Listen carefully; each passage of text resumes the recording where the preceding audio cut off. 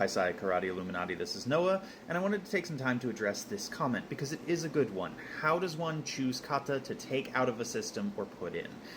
Because I have adjusted the curriculum that I teach. It's no longer the same curriculum that I was taught when I was part of a large Shorin-ryu organization. I made changes based on conversations that my late sensei and I had had on what we would do differently if we weren't beholden to the organization. Now, before I get into the how, I do want to touch on the why of removing kata from your curriculum. Most modern karate styles have anywhere from a dozen kata to 24 kata, and some styles have upwards of 50 or more kata. But originally, most of the karate masters of the past probably only knew a handful of kata. Over time, people have went and trained with different instructors and brought material back or made new versions based on their own study, and it's really caused a lot of karate styles curriculum to bloat. So at a certain point you have to ask yourself, what are the benefits of memorizing more kata?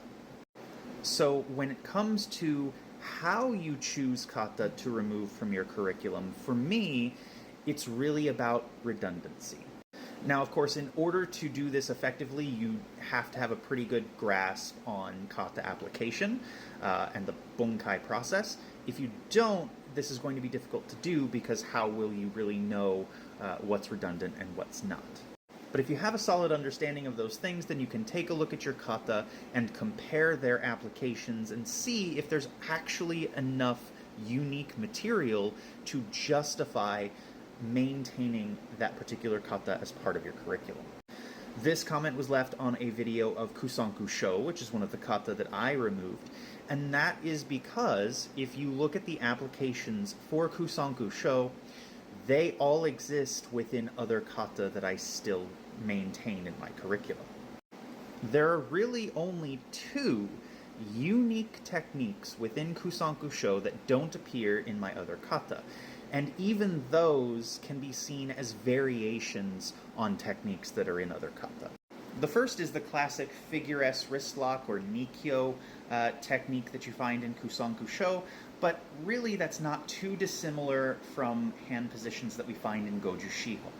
And the second being the collecting hands motion that goes into this sort of supported Gedan Barai with a spin.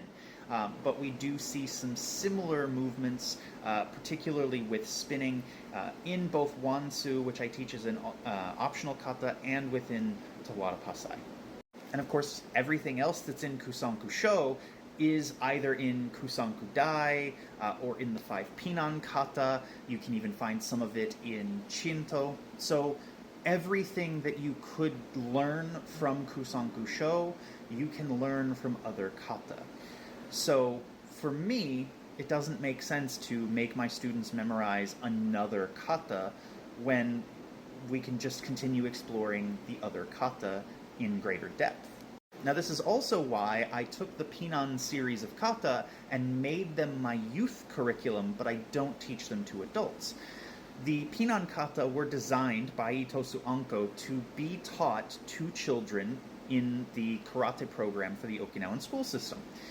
And they are just explorations of techniques that are in primarily Kusanku, Shinto, and to some degree Goju Shiho. So there's not anything in them that's particularly unique that you can't find in other kata.